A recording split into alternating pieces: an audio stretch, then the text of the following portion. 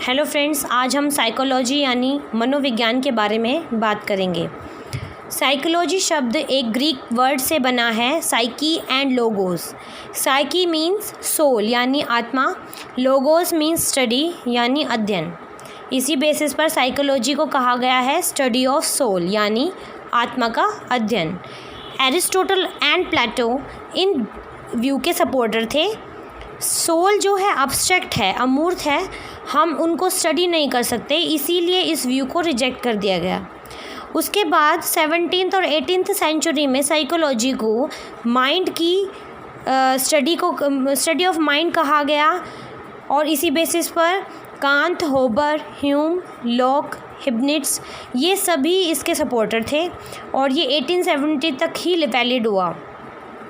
Mind भी abstract है soul की तरह, इसलिए इसको भी हम पढ़ नहीं सकते, तो ये व्यू भी रिजेक्ट कर दिया गया।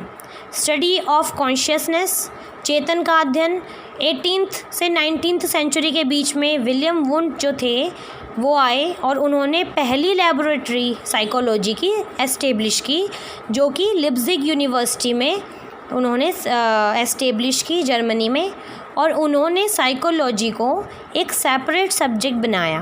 पहले सब्जेक्ट जो था साइकोलॉजी का वो फिलॉसफी का यानी दर्शन शास्त्र का ही एक हिस्सा था, इसलिए जो वुंड हैं उनको कंसिडर किया जाता है फादर ऑफ साइकोलॉजी। वुंड के अकॉर्डिंग स्टडी ऑफ कॉन्शियसनेस यानी हमारा जो चेतन मन है उसको साइकोलॉजी कहा जाता है। लेकिन जैसे कि हमें पता है कि हमारा जो माइंड है वो 3 हिस्सों में बटा है, conscious mind, unconscious mind and subconscious mind. तो सबकॉन्शियस और अनकॉन्शियस माइंड भी हमारे बिहेवियर को अफेक्ट करते हैं, इसीलिए ओनली चेतन मन यानी कॉन्शियस माइंड ही हमारा बिहेवियर तय नहीं करता, इसलिए इस व्यू को भी रिजेक्ट कर दिया गया। उसके बाद है स्टडी ऑफ बिहेवियर, जो कि विलियम मैकडूगल ने दिया था और उन्होंने बताया कि साइकोलॉजी जो है वो साइंस ऑफ बिहेवियर है, तो इसीलिए स्टडी ऑफ बिहेवियर यानी हमारे व्यवहार का अध्ययन जो है वो बहुत ही इजी है स्टडी करना, हमारी आत्मा, मन और कॉन्शियस से भी। तो इसीलिए उन्होंने कहा कि साइंस ऑफ बिहेवियर जो है वो साइकोलॉजी है। तो अब हम बिहेवियर के थ्रू ये जान सकते हैं कि क्यों ये घटना घटी, उसका कॉज, उसका इफ़ेक्ट और उसका रिलेशन हम बिहेवियर से कर सकते हैं। तो इसीलिए अभी जो है साइकोलॉजी जो कंसिडर की जाती है वो है स्टडी ऑफ बिहेवियर। उसके बाद है गोल्स ऑफ साइकोलॉजी यानी मनोविज्ञान के क्या उद्देश्य होते हैं, क्यों हम साइकोलॉजी पढ़ते हैं।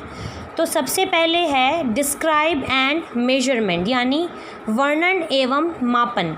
साइकोलॉजी से हम किसी भी चीज़ की, किसी बच्चे का डिस्क्राइब कर सकते हैं, उसका माप सकते हैं कि उसकी कितनी उसके अंदर नॉलेज है। दूसरा प्रेडिक्शन एंड कंट्रोल यानी हम पूर्वानुमान लगा सकते हैं कि ये बच्चा कितना अच्छा कर सकता है, और अगर वो किसी चीज़ में उसकी क्षमता कम है तो हम उसको कंट्रोल भी उसका कर सकते हैं और अच्छा भी उसको कर सकते हैं। स्पष्टीकरण और व्याख्या यानी एक्सप्लेन एंड री इंटरप्रिटेशन यानी हम ये भी बता सकते हैं कि क्यों इसको, मतलब हम रीज़न भी दे सकते हैं, एक्सप्लेन भी कर सकते हैं उसके बारे में। सबसे पहले डिस्क्राइब एंड मेजरमेंट यानी वर्णन और मापन, ये क्या है। By having knowledge of psychology, psychology की नॉलेज से हम ये मेजर कर सकते हैं कि स्टूडेंट का क्या बिहेवियर है, क्या नेचर है। जैसे कि अगर आप एक टीचर हैं तो आपको ये नॉलेज होगी अगर साइकोलॉजी की, तो आप अंडरस्टैंड कर सकते हो कि उसके चाइल्ड का, स्टूडेंट का क्या बिहेवियर है और उसके इंटरेस्ट और उसकी चॉइसेस को जान सकते हैं सब्जेक्ट के प्रति। दूसरा क्या है प्रेडिक्शन एंड कंट्रोल यानी पूर्वानुमान एवं नियंत्रण। अगर एक टीचर है कोई और उसको साइकोलॉजी की नॉलेज है तो वो पूर्वानुमान लगा सकता है कि ये बच्चा इस सब्जेक्ट में कैसा परफॉर्म कर सकता है, और उसके नेगेटिव बिहेवियर को भी टीचर कंट्रोल कर सकता है। वीकनेस है अगर कोई सब्जेक्ट में तो वो भी अच्छा कर सकता है। तीसरा है एक्सप्लेनेशन एंड रीइंटरप्रिटेशन यानी टीचर क्या है एक्सप्लेन कर सकता है उसका बिहेवियर, उसका कॉज और उसका एक रीज़न भी दे सकता है, वो आराम से स्पष्टीकरण कर सकता है कि उसको ऐसा क्या प्रॉब्लम हो रहा है सब्जेक्ट में, उसकी वीकनेस क्यों है उस सब्जेक्ट में, अगर उसको साइकोलॉजी की अच्छी नॉलेज होगी तो।